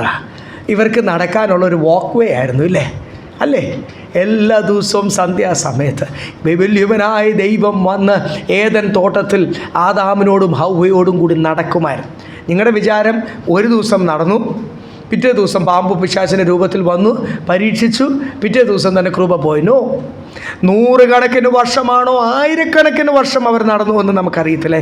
ജെനസിസ് ആദ്യത്തെ ചാപ്റ്റേഴ്സിൽ ഓരോ വാക്യങ്ങൾ എഴുതിയതിൻ്റെ ഇടയ്ക്കിടയ്ക്ക് 1000 വർഷങ്ങൾ കാണും. നമുക്കറിയത്തില്ല, കർത്താവിന് മാത്രമേ അറിയത്തുള്ളൂ. അപ്പം അവർ ഒന്നിച്ച് എത്ര നാൾ, കർത്താവിനുണ്ടായ വിഷമം അതാ. തേജസ് ഒന്നും അല്ല ഉടനെ ഒരു കളത്തരത്തിൽ അല്ലെങ്കിൽ ഒരു അനുസരണക്കേടിലൊന്നും പോകത്തില്ലായിരുന്നു. ഒരു കൂട്ടുകാരോട് ചോദിച്ചാൽ മതി, ഈ നല്ല അടുപ്പമുള്ള കൂട്ടുകാരാണെങ്കിൽ ആ ഫ്രീക്വൻസി അല്ലെങ്കിൽ ആ മനസ്സ് മുഴുവൻ ഇവിടെ അറിയാം. കാരണം ഈ നാളുകളുള്ള കോൺവെർസേഷൻ്റെ അകത്ത് എന്ത് സംഭവിച്ചു? എല്ലാ കാര്യങ്ങളും ഷെയർ ചെയ്തു. ആ വീട്ടിൽ, ആ കുടുംബത്തിൽ ഒന്നും അറിയാത്തത് ഇപ്പുറത്തില്ല. അപ്പോൾ യേശുവിൻ്റെ കൂടെ നടക്കുമ്പോൾ, കർത്താവിനോട് കൂടി നടക്കുമ്പോൾ കർത്താവിൻ്റെ മനസ്സാണ് കർത്താവ് നമ്മളോട് തുറക്കുന്നില്ലേ. ഓരോ ദിവസവും കർത്താവിൻ്റെ മനസ്സ് നമ്മളോട് തുറക്കുവാൻ ആഗ്രഹിക്കുന്നത്. അതുകൊണ്ടാണ് ആ പേഴ്സണൽ പ്രേയർ ടൈം എത്ര പ്രാധാന്യതയുള്ളതെന്ന് ഓരോ പ്രാവശ്യവും നിങ്ങളെ ഓർപ്പിക്കുന്നത്. ദൈവമക്കളെ, കർത്താവിൻ്റെ മനസ്സ് നമ്മളോട് ഷെയർ ചെയ്യുന്നതനുസരിച്ച് കർത്താവ് നമ്മളോട് പല കാര്യങ്ങൾ, കർത്താവിൻ്റെ പ്ലാൻ, ദേശത്ത് ചെയ്യാൻ പോകുന്ന ദൈവത്തിൻ്റെ പ്ലാൻ നമ്മളോട് റിവീൽ ചെയ്യുന്നതനുസരിച്ച് നമ്മുടെ ജീവിതത്തിലൊരു മാറ്റമുണ്ടാവും. നമ്മുടെ കാഴ്ചപ്പാട്, പണ്ട് നമ്മൾ ജാതികളെപ്പോലെ ജീവിച്ചവരാണ്. എൻ്റെ കാര്യം നടക്കണം, എൻ്റെ കുടുംബം, എൻ്റെ പിള്ളേർ, എൻ്റെ നന്മ, പിള്ളേരൊക്കെ പഠിച്ച് വലിയവരാകണം, അവർക്ക് നല്ല ജോലി കിട്ടണം, പല സ്ഥലത്താകണം, ഞാൻ പോയി അവരുടെ നന്മ കാണണം, ഞാനും അവസാനം നല്ലൊരു അടക്കവും കിട്ടണം. ഇതാ ജാതികൾ ചിന്തിക്കുന്നത്, ലോകമനുഷ്യർ ചിന്തിക്കുന്നത്. പക്ഷേ യേശുവിനോട് അടുക്കുമ്പോഴാണ് മനസ്സിലാകുന്നത് ഈ കുടുംബ ബന്ധമൊക്കെ താൽക്കാലികമാണ്. മക്കൾക്ക് വേണ്ടിയും കുടുംബത്തിന് വേണ്ടിയൊന്നും ജീവിക്കാനല്ല യേശു എന്നെ വിളിച്ചത്, യേശുവിന് വേണ്ടി ജീവിക്കാനാണ്. കുടുംബമുണ്ട്, മക്കളുണ്ട്, അവരെയൊക്കെ കരുതണം. അതിൻ്റെ ഇടയ്ക്ക് അതിൻ്റെ പ്രാധാന്യത കുറവാണ്. പക്ഷേ യേശുവിന് വേണ്ടി ഞാൻ സംസാരിക്കേണ്ടതും ജീവിക്കേണ്ടതും പ്രവർത്തിക്കേണ്ടതും അതിനോട് ന്യായവിധൂസത്തിൽ എന്നോട് കണക്ക് ചോദിക്കും കർത്താവ്. ആ സമയത്ത് ഇന്ന് ബബ്ബ പറയാൻ പറ്റത്തില്ല. ദൈവമക്കളെ, നിത്യത നഷ്ടപ്പെടുന്ന കാര്യമാണ്. എന്നെ വിളിച്ച ശുശ്രൂഷയ്ക്ക് ഞാൻ കുറവുള്ളവരായി തീരുവാൻ. അതുകൊണ്ട് ഓരോ പ്രാവശ്യവും വ്യക്തിപരമായ പ്രാർത്ഥനയിൽ കർത്താവിനോട് സംസാരിക്കുമ്പോൾ കർത്താവിൻ്റെ ഹൃദയം നമ്മളോടൊന്ന് പങ്കുവെക്കട്ടെ. ആ പങ്കുവെക്കുന്നതനുസരിച്ച് നമ്മൾ ഈ കർത്താവ് എങ്ങനെ ഹൃദയം പങ്കുവെക്കും? നമ്മളൊരു വലിയ സൂപ്പർ മാർക്കറ്റിൽ നിന്നൊക്കെ ഒത്തിരി സാധനങ്ങൾ വാങ്ങിച്ചിറങ്ങുമ്പോൾ ഒരു വലിയ ലിസ്റ്റ് കിട്ടുമില്ല, നീളത്തിനൊരു പേപ്പറിങ് കിട്ടും. എന്ന് പറഞ്ഞാൽ കർത്താവ് എനിക്ക് അത് തരണമേ, ഇത് തരണമേ. കർത്താവ് തരാമെന്ന് പറഞ്ഞില്ലായിരുന്നു. ഇത്ര വർഷമായി ഞാൻ കാത്തിരിക്കുന്നത്, ഞാൻ ഇത്രയും ദിവസം ഉപവാസം എടുത്ത് പ്രാർത്ഥിച്ചു, എന്നിട്ട് കർത്താവ് എനിക്ക് തന്നില്ലല്ലോ, തരണമേ എന്ന് പറഞ്ഞ് പിടിച്ചു വെച്ച് ഈ ലിസ്റ്റ് വായന പിറ്റേ ദിവസവും പറയും. ഈ പരാതി കേട്ട് നിങ്ങളുടെ വിചാരം ഇതൊക്കെ കർത്താവ് കേൾക്കുന്നെന്നാ. യാക്കോബിൻ്റെ ലേഖനത്തിൽ എഴുതിയിട്ടുണ്ട്, ഇതൊന്നും അവിടെ എത്തുന്നില്ല. ഇതൊക്കെ ഇവിടെ ഈ കോൺക്രീറ്റ് തട്ടി ഇവിടെ കിടക്കത്തേ ഉള്ളൂ. പരിശുദ്ധാത്മാവിലുള്ള പ്രാർത്ഥന, കർത്താവിൻ്റെ ചില പ്രാർത്ഥനയിൽ മാത്രമേ കർത്താവ് പ്രസാദിക്കത്തുള്ളൂ. ആ പ്രാർത്ഥന, വചനപ്രകാരം പ്രാർത്ഥിക്കുന്ന പ്രാർത്ഥന മാത്രമേ എവിടെ എത്തത്തുള്ളൂ? സ്വർഗത്തിലെത്തത്തുള്ളൂ. പ്രാർത്ഥനയ്ക്ക് ഒരു പ്രമാണമുണ്ട് ദൈവമക്കളെ. അങ്ങനെ എല്ലാം അങ്ങോട്ട് പറയാൻ പറ്റത്തില്ല. കർത്താവിൻ്റെ മനസ്സറിഞ്ഞു വേണം കർത്താവിനോട് സംസാരിക്കുവാൻ. കർത്താവിന് എന്തുവാ പ്രാധാന്യത? കർത്താവിൻ്റെ മനസ്സ്, കർത്താവിന് അതുകൊണ്ട് ആത്മഭാരത്തോടു കൂടി വേണം പ്രാർത്ഥിക്കാൻ. കർത്താവിൻ്റെ മനസ്സ്, ഞാൻ ലോകത്തിൽ വന്നു നിന്ന് സഹിച്ചു, ദൈവമായിറങ്ങി വന്ന മനുഷ്യരായിട്ട് ഇത്രയും വില കൊടുത്തു, അവർക്ക് എനിക്ക് വേണ്ടി ഒരു ഇച്ചിരി നിന്ന് സഹിക്കുവാൻ കഴിയത്തില്ല. അവർക്ക് അവരുടെ കാര്യം. അതാണ് കർത്താവിൻ്റെ മനസ്സിലെ വിഷമം. അതൊന്നും എനിക്കറിയണ്ട, എനിക്ക് എൻ്റെ കാര്യം നടന്നാൽ മതി. അതിന് വേണ്ടിയുള്ള പ്രാർത്ഥന. അതൊക്കെ ദൈവമക്കളെ, അങ്ങനെയൊക്കെ ആരെങ്കിലും പ്രാർത്ഥിക്കുന്നുണ്ട്, ഒരു മാറ്റം വരട്ടെ. സ്തോത്രം. ഇവിടെ എല്ലാം യേശുവിൻ്റെ അതേ മനസ്സ്. ഓരോ ദിവസവും ചിലർ പറയും, ഞാൻ ഇത്ര വർഷമായി ശുശ്രൂഷയിലല്ല, ഇത്ര വർഷമായി വിശ്വാസത്തിൽ വന്നിട്ട്. അതൊന്നും വിഷയമല്ല. എത്ര നാൾ നിങ്ങളുടെ ജീവിതത്തിൽ നിങ്ങളുടെ മനസ്സിനൊരു മാറ്റം വന്നു, നിങ്ങളുടെ ഭാവത്തിന്, നിങ്ങളുടെ ചിന്തയ്ക്ക്, നിങ്ങളുടെ മെൻറ്റാലിറ്റിക്ക് ഒരു മാറ്റം വന്നില്ലെങ്കിൽ വ്യക്തിപരമായ പ്രാർത്ഥന, കർത്താവേ, കർത്താവിൻ്റെ മനസ്സ് എന്നോടൊന്ന് ഷെയർ ചെയ്യണമേ. ആ ഷെയർ ചെയ്യുന്നതനുസരിച്ച് നമുക്കും ഒരു രൂപാന്തരം വരണം. നമ്മുടെ കാഴ്ചപ്പാടും മനസ്സിനൊരു രൂപാന്തരം വരണം. അടുത്ത വാക്യം കൂടി വായിച്ചു. ഏത് മനസ്സാണ് ഇത്? യേശുവിൻ്റെ ഈ മനസ്സാണ് നിങ്ങളിൽ വരേണ്ടത് എന്ന് പറഞ്ഞിട്ട് ആ 2-3 വാക്യം കൂടി ജസ്റ്റ് ഒന്ന് വായിച്ചു. അടുത്ത ആഴ്ച ചിന്തിക്കാം. യേശു ദൈവമായിരിക്കെ ഈ ദൈവരൂപത്തിലിരിക്കുക എന്ന് പറഞ്ഞപ്പോൾ നിങ്ങൾക്ക് മനസ്സിലായല്ലോ. ഈ നിങ്ങളുടെ വിചാരം പെയിൻറ്റിങ്ങിലൊക്കെ വരച്ച് വെച്ചേക്കുന്ന ഒരു യൂറോപ്യൻ ഒരു ഇറ്റാലിയൻ ആർട്ടിസ്റ്റ് വരച്ച് വെച്ചേക്കുന്ന ആ രൂപമല്ല നിങ്ങൾക്ക് അറിയത്തുള്ളൂ. മനുഷ്യനായിട്ടിരിക്കും. വെളിപ്പാട് പുസ്തകത്തിൽ ശരിക്കുള്ള യേശുവിൻ്റെ രൂപം അവിടെ എഴുതിയിട്ടുണ്ട്.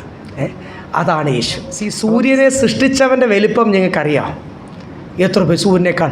താൻ സ്വർഗത്തിലിരുന്ന് കഴിഞ്ഞാൽ തൻ്റെ കാലെവിടെ വെക്കും? നിങ്ങൾ ഈ കസേര ഇരുന്നിട്ട് നിങ്ങളുടെ കാൽ താഴെയാണ് വെക്കുന്നത്. അപ്പോൾ ഇത്രയേ ഉള്ളൂ നിങ്ങളുടെയൊക്കെ വലിപ്പം. എൻ്റെ ദൈവം സ്വർഗത്തിലിരുന്ന് കഴിഞ്ഞാൽ കർത്താവ് കാലെവിടെ വെക്കും? ഭൂമിയിൽ വെക്കും. അതാണ് എൻ്റെ ദൈവത്തിൻ്റെ വലിപ്പം. അത്രയും വലിപ്പത്തിലും മഹത്വത്തിലും ഇരിക്കുന്ന വലിയവനായ ദൈവം താൻ ദൈവരൂപത്തിലിരുന്നിട്ടും he was in the form of God എന്ന ഇംഗ്ലീഷ് ബൈബിൾ എഴുതിയേക്കുന്നത്. ആ ദൈവമാണ് മനുഷ്യനായി, ദാസനായി. ആൾക്കാർ തുപ്പുന്നു, 3 തുരുമ്പ് പിടിച്ച ആണിയും, 3 എന്നൊക്കെ ചിലർ പറയുന്നു. 3 ആണോ എത്ര ആണി അടിച്ചെന്ന് അറിയത്തില്ല. അടിക്കാവുന്ന അത്രയും അവർ ആണി അടിച്ചു. ആ പെയിൻറ്റിങ്ങിൻ്റെ അകത്തുള്ള 1, 2, 3 ഈ 3 തുരുമ്പ് പിടിച്ച ആണിയാണോ ദൈവമക്കളെ എൻ്റെ വലിയവനായ ഇതിന് ഒരു വാക്കുകൊണ്ട് ഭൂമിയെ മുഴുവനും സൃഷ്ടിച്ചവനെയും നിയന്ത്രിക്കുന്നവനെയും അവിടെ തൂക്കിയിട്ടിരിക്കുന്നത് കുരിശിൽ? കഴിയുമെങ്കിൽ നീ ഇറങ്ങി വാ എന്നൊക്കെ പറഞ്ഞ് വെല്ലുവിളിക്കുക ഈ ഉറുമ്പ് പോലുള്ള ദൈവത്തിൻ്റെ മുമ്പിൽ. ദൈവത്തിൻ്റെ രൂപത്തിൽ അത്രയും മഹത്വത്തിലും വലുപ്പത്തിലും ഇരിക്കെ ഒരു കൊച്ചു മനുഷ്യനായിട്ട്, ഒരു സാധു മനുഷ്യനായിട്ട്, ഒരു സാധാരണ കുടുംബത്തിൽ ജനിച്ച് എന്നിട്ട് എന്ത് ചെയ്തു? ദൈവത്തോടുള്ള സമത്വം മുറുകെ പിടിച്ചുകൊള്ളണം എന്ന് വിചാരിക്കാതെ ദാസരൂപമെടുത്തു, മനുഷ്യ സാദൃശ്യത്തിലായി.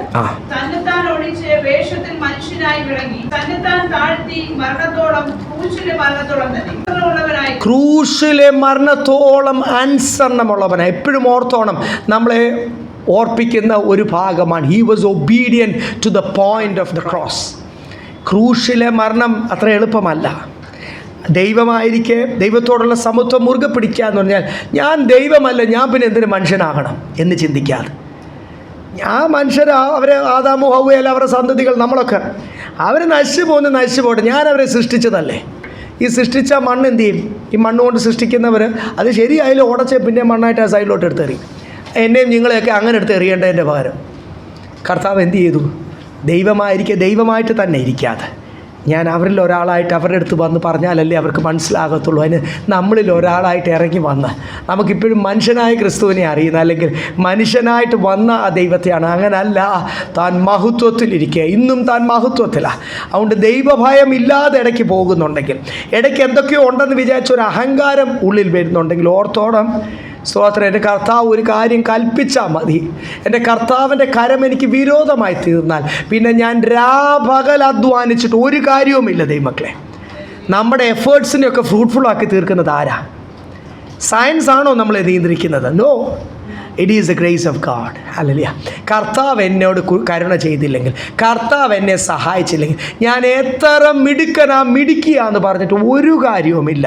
ദൈവത്തിൻ്റെ കരം എനിക്ക് വിരോധമായി തീർന്നാൽ ഞാൻ 100 കണക്കിന് വർഷം അധ്വാനിച്ചാലും ഓട്ടപ്പേഴ്സ് മാത്രമേ എൻ്റെ കാണത്തുള്ളൂ. മൈനസ് അക്കൗണ്ടിലായിരിക്കും ഞാൻ. ഒന്നുമില്ലാതെ ഞാൻ ലജ്ജിച്ചു പോകേണ്ടി വരും. ഈ ലോകത്തിൽ വന്നു ലജ്ജിച്ച് വിടുന്നു പോകേണ്ടി വരും. അതുകൊണ്ട് ഓർത്തോണം, ആരെയാണ് പ്രസാദപ്പെടുത്തേണ്ടത്? കർത്താവിനെ മാത്രം.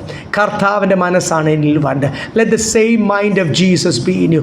ഇത്രയും വലിയവനായ ദൈവത്തിന് ഇത്രയും ഒന്ന് താഴ്ത്തുവാൻ കഴിയുന്നെങ്കിൽ, ക്രൂശിൻ്റെ മരണത്തോളം പിതാവായ ദൈവം പറഞ്ഞു, നീ മരിച്ചാലേ പറ്റൂ, ക്രൂശിൽ മരിക്കണം. ഇതൊന്നും ഒരു ക്രിമിനലിനെ പോലെ, ക്രൂശിലെ മരണം എന്ന് പറഞ്ഞാൽ ക്രൂശിൽ തൂങ്ങുന്നവൻ ആരാ? അപ്പോൾ എനിക്ക് വേണ്ടി എൻ്റെ ദൈവം ഒരു ശപിക്കപ്പെട്ടവനായി, വ്യഭിചാരം ചെയ്തവനെ, കൊലപാതകം ചെയ്തവനെ തൂക്കിക്കൊല്ലുന്നവനെ പോലെ ആ ക്രൂശിൽ തൂക്കി. ഈ തൂക്കിക്കൊല്ലുന്നവനെ പോകുന്ന വഴിക്ക് അവനെ നിന്ദിച്ചാണ് അയക്കുന്നത്. തുപ്പും ആൾക്കാർ, ക്രിമിനൽ. ഇത് നിങ്ങൾക്ക് അറിയണമെങ്കിൽ ഈ അറബ് കൾച്ചർ അറിയണം. യഹൂദന്മാർക്കും അതുണ്ട്, അറബ് കൾച്ചറിൻ്റെ ഇടയ്ക്കുണ്ട്. ഇവരെല്ലാം പാപം ചെയ്തിരിക്കുന്നവരാണ്. പക്ഷേ പാപം ചെയ്ത ഒരാളെ ഇങ്ങനെ റോഡിൽ കൂടി പരേഡ് ചെയ്ത് പോകുമ്പോൾ ഇവരുടെ ഒരു വലിയ രസമാണ് കല്ലെടുത്ത് എറിയുക, തുപ്പുക. തുപ്പുന്ന പരിപാടി അറബികൾക്ക് സ്ഥിരമുള്ളതാണ്. ഒരാളെ ഇൻസൾട്ട് ചെയ്യാൻ വേണ്ടി മുഖത്തോട്ട് തുപ്പും. അതേസമയം ഇവിടുന്ന് പരദേശികളായി പോകുന്ന ഇന്ത്യൻസിൻ്റെ ഒക്കെ എത്ര പേരുടെ മുഖത്ത് ഈ അറബികൾ തുപ്പിയിട്ടുണ്ടെന്നറിയാം. സ്ഥിരം അവരുടെ പരിപാടിയാണ്. അപ്പോൾ എൻ്റെ കർത്താവിനെ ക്രിമിനലായിട്ട് കൊണ്ടുപോകുന്ന വഴിയിൽ മുഴുവനും അവർ വലിയ നീതിമാന്മാരാണെന്ന് കാണിക്കാൻ യഹൂദന്മാരുടെ കൾച്ചർ അനുസരിച്ച് അവർ തുപ്പും. അവരെന്തൊക്കെ സഹിച്ച്, എന്തൊക്കെയായിരുന്നു ഈ മനുഷ്യൻ്റെ പ്രസംഗം. ഭയങ്കരമായിട്ട് ആളിലേക്ക് ഇപ്പം കണ്ടില്ലേ, ഉടുപ്പുമില്ല, ഉടുതുടിയില്ലാതെ അടിയും കൊണ്ട് ക്രിമിനലിനെ പോലെ ആ ഇത്രയും വെയിറ്റുള്ള ആ കുരിശും തൂക്കിക്കൊണ്ട് പോവുക. എന്തൊക്കെ എൻ്റെ കർത്താവിനെ പറ്റി പറഞ്ഞു കാണും. ഇതെല്ലാം ആർക്ക് വേണ്ടിയാണ് ദൈവമക്കളെ? സ്തോത്രം. അത്രത്തോളം നീ താഴണം യേശുവിന് വേണ്ടി. ഒരാളെ യേശുവിലേക്ക് കൊണ്ടുവരാൻ നീ എത്രത്തോളം താഴണം? നമ്മൾ താമസിക്കുന്ന ദേശത്ത്, നമ്മൾ ജോലി ചെയ്യുന്ന സ്ഥാപനത്തിൽ ഞാൻ താഴ്മയുള്ളവനായിത്തീരും യേശുവിന് വേണ്ടി.